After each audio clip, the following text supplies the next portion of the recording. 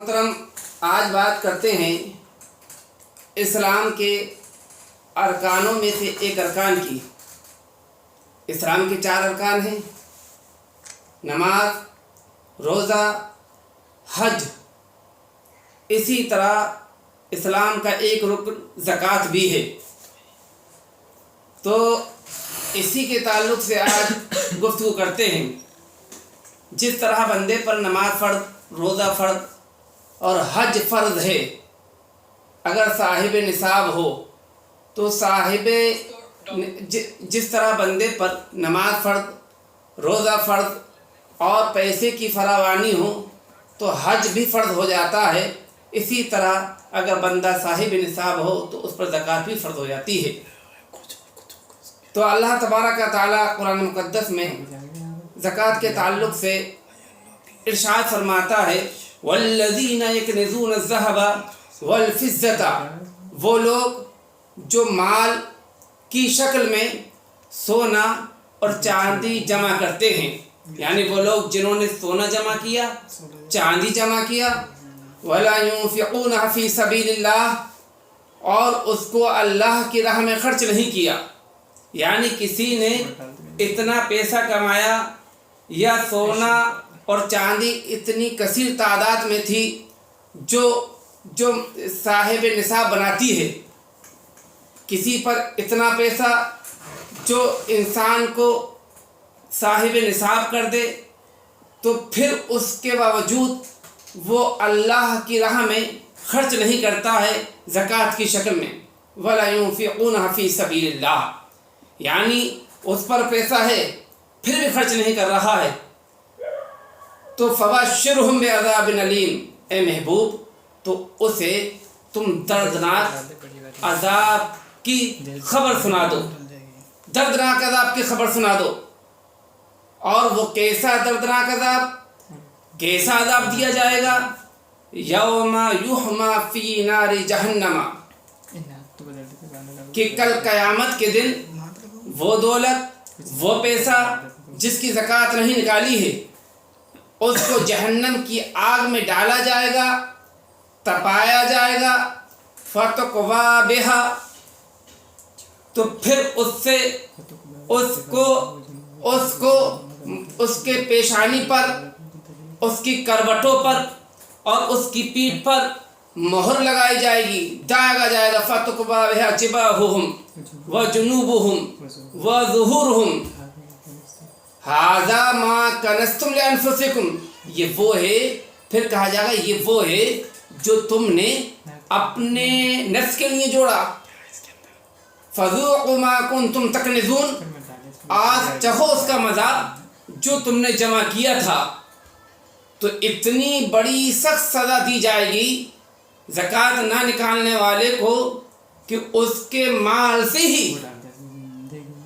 جہنم میں اس کو تپایا جائے گا اور زکوٰۃ نہ دینے والے کو داغا جائے گا۔ اللہ اکبر، اللہ اکبر، کتنی بڑی سزا ہے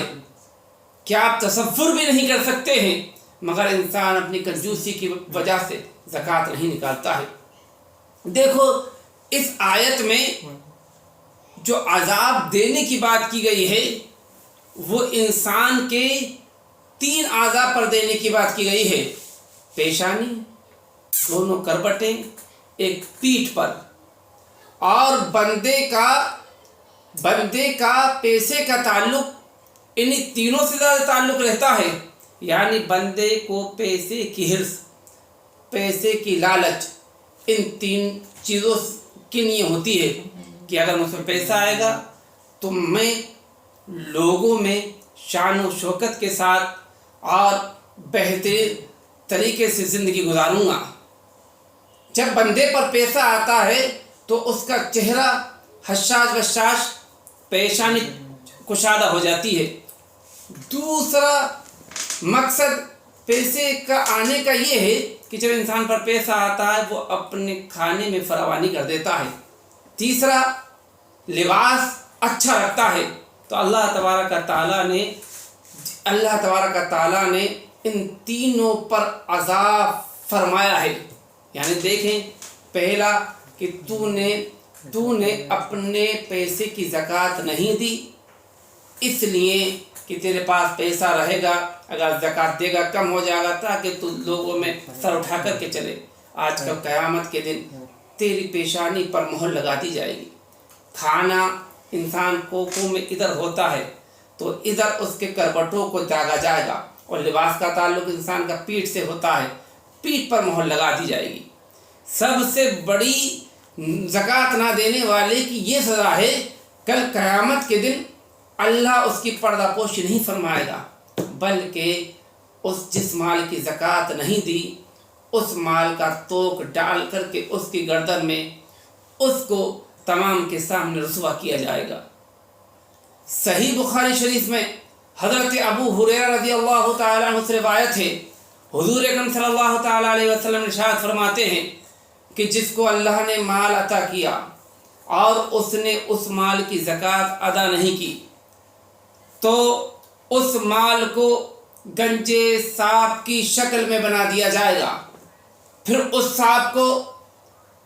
اس کی گردن میں یعنی زکوٰۃ نہ دینے والے کی گردن میں ڈال دیا جائے گا، توق بنا کر کے اس کی گردن میں ڈال دیا جائے گا، اور اس کے سر پر 2 چتیاں ہوں گی، وہ اس کی دونوں باچھیں پھاڑے گا اور کہے گا میں تیرا مال ہوں، میں تیرا خزانہ ہوں۔ آپ سوچے تو صحیح کتنا بڑا عذاب ہے، کتنا بڑا عذاب ہے کہ اگر زکوٰۃ نہ دے تو کل قیامت کے دن اس کا مال سانپ کی شکل میں، اور سانپ گنجا ہوگا، اس کے سر پر 2 چتیاں ہوں گی، اور توق بنا کر کے اس کے گلے میں ڈالا جائے گا، وہ اس کی باچھیں پھاڑے گا اور کہے گا میں تیرا مال ہوں، میں تیرا خزانہ ہوں، میں تیری دولت ہوں۔ حضور نے یہ حدیث ارشاد فرمائی، فوراً اس کے بعد ایک قرآن مقدس کی آیت تلاوت کی، وَلَا يَحْسَبَنَّ الَّذِينَ يَبْخَلُونَ بِمَا آتَاهُمُ اللَّهُ مِنْ فَضْلِهِ هُوَ خَيْرًا لَهُمْ بَلْ هُوَ شَرٌّ لَهُمْ۔ حضور نے یہ آیت ارشاد فرمائی، وَلَا يَحْسَبَنَّ الَّذِينَ يَبْخَلُونَ، وہ لوگ جو اللہ کے فضل سے جو انہیں دولت دی گئی، جو اللہ نے اپنے فضل سے انہیں دولت دی اور وہ اس میں بخالت کرتے ہیں، کنجوسی کرتے ہیں اس بنیاد پر کہ وہ ان کے لیے بہتر ہے، اللہ فرماتا نہیں، بل ہوا شر لہم، بلکہ وہ تو ان کے لیے برا ہے۔ یعنی اللہ نے اپنے فضل سے دولت دی، اللہ کا فضل ہوا کہ دولت آئی، تو بتاؤ اللہ کا فضل تھا، اس فضل کو بڑھانا چاہیے تھا صدقات کے ذریعے، زکوٰۃ کے ذریعے، مگر اس بے وقوف نے، اس احمق نے یہ سوچ کر کہ مجھ پر 10 لاکھ روپے ہے، زکوٰۃ نکالوں گا 25,000 چلا جائے گا، مجھ پر 10 لاکھ روپے رہ جائے گا، یعنی کنجوسی کی بنیاد پر، تو اللہ فرماتا ہے جس نے اس بنیاد پر پیسہ نہیں دیا، یہ اللہ کا فضل ہے، تو اس بیوقوف نے اپنی کنجوسی کی بنیاد پر جو اللہ کا فضل تھا، اسے اللہ کے فضل کو جو فضل تھا اپنی کنجوسی کی بنیاد پر ہمیشہ کا عذاب اپنے اوپر مسلط کر لیتا ہے۔ اللہ اکبر، اللہ اکبر۔ آپ ذرا سوچے تو صحیح کہ بندہ کہاں تک جا رہا ہے۔ بلکہ حضور اکرم صلی اللہ تعالیٰ علیہ وسلم نے ایک حدیث ارشاد فرمائی کہ اللہ نے اسلام میں 4 چیزیں فرض کی ہیں، نماز، روزہ، حج، زکوٰۃ۔ جو شخص 3 ادا کرتا رہا، نماز پڑھتا رہا، روزہ رکھتا رہا اور حج بھی کر لیا، وہ دولت والا تھا مگر زکوٰۃ نہیں دی، حضور فرماتے ہیں اسے یہ 3 چیزیں فائدہ ہی نہیں دیتی ہیں، فائدہ ہی نہیں دیتی ہیں۔ ایک حدیث پاک میں حضور اکرم صلی اللہ تعالیٰ علیہ وسلم ارشاد فرماتے ہیں، اگر کسی انسان کا مال تلف ہوتا ہے، یعنی انسان کا مال ضائع ہو جاتا ہے، تو اس مال کی زکوٰۃ نہ دینے کی وجہ سے انسان کا مال ضائع اور برباد ہو جایا کرتا ہے۔ حضور ارشاد فرماتے ہیں کہ تم اپنی مالوں کی زکوٰۃ دو اور اپنے مالوں کو محفوظ کر لو، تو پتہ چلا زکوٰۃ دینے سے انسان کا مال محفوظ ہو جایا کرتا ہے، بلکہ مال کم نہیں بلکہ اس مال کی حفاظت کی گارنٹی حضور صلی اللہ تعالیٰ علیہ وسلم فرماتے ہیں کہ اللہ اس کے مالوں کی حفاظت فرماتا ہے۔ آپ ذرا دیکھیں تو صحیح، ایک حدیث پاک میں حضور اکرم صلی اللہ تعالیٰ علیہ وسلم ارشاد فرماتے ہیں، جب کوئی بندہ اللہ کی راہ میں حلال مال سے ایک کھجور صدقہ کرتا ہے، یعنی رشوت کا مال نہ ہو، یتیم کا مال نہ ہو، کسی یتیم سے واسطے مال نہ لیا ہو، جوا سٹے کی شکل میں جھوٹ بول کر کے مال کمایا نہ ہو، بلکہ حلال مال سے جب بندہ اللہ کی راہ میں ایک کھجور صدقہ کرتا ہے تو اللہ اس کو دست راست سے لیتا ہے، جیسی اس کی شان ہے، پھر اس کھجور کی پرورش اس کے مالک کے لیے کرتا ہے، یہاں تک کہ وہ کھجور جو ایک صدقہ دی تھی وہ ایک پہاڑ کی طرح بن جایا کرتی ہے، یعنی ایک کھجور کا ثواب اس کو پہاڑ کے برابر ثواب دیا جاتا ہے۔ کتنا بہترین عمل ہے، مگر بندہ آج کل زکوٰۃ نہیں دیتا ہے۔ تو ہم کو چاہیے کہ زکوٰۃ کے تعلق سے بھی مسلمانوں کو چاہیے ہمیشہ زکوٰۃ کے تعلق سے بھی چوکنے رہیں، اور اگر اللہ نے مال دیا ہے تو زکوٰۃ ضرور نکالیں۔ ایک آخری بات کر کے بات ختم کرتے ہیں۔ اللہ قرآن مقدس میں ارشاد فرماتا ہے، لن تنالوا البر حتی تنفقوا مما تحبون، کہ تم ہرگز بھلائی کو نہیں پہنچ سکتے جب تک اللہ کی راہ میں وہ خرچ نہ کرو جس کو تم محبوب رکھتے ہو۔ جب یہ آیت حضرت ابو طلحہ نے سنی، اٹھ کر کھڑے ہو جاتے ہیں اور حضور کی بارگاہ میں عرض کرتے ہیں، یا رسول اللہ، میرا سب سے پیارا مال، میرا سب سے پسندیدہ مال، میرا ایک باغ ہے جس کو بیرہا کہا جاتا ہے، باغ بیرہا کہا جاتا ہے،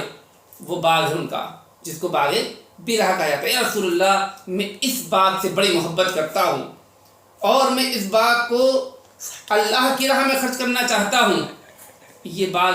مسجد نبوی سے قریب تھا۔ حضور اس باغ میں جا کر کے درختوں کے نیچے بیٹھا کرتے تھے۔ اس باغ میں ایک کنواں تھا، حضور اس سے پانی پیا کرتے تھے، اور حضرت ابو طلحہ اس سے بڑی محبت کرتے تھے، مگر جو پسندیدہ چیز تھی حضرت ابو طلحہ نے اللہ کی راہ میں خرچ کی، حضور نے ابو طلحہ سے